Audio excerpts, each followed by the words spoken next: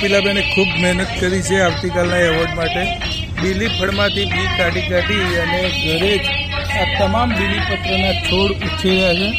સાથે સાથે આ તુલસીના છોડ છે, આ બધું જ ગાંધીનગરમાંથી લઈને આવ્યા છે। નિવૃત્ત હોવા છતાં પણ પ્રવૃત્ત છે, ત્યારે એમની મહેનત એળે ના જવા દેતા આવતીકાલે અચૂક પધારજો। ખૂબ ખૂબ આભાર બેન કે તમે આ ચિંતા કરી, દરેકને છોડ આપવાની, પર્યાવરણની પણ સરસ ચિંતા કરી।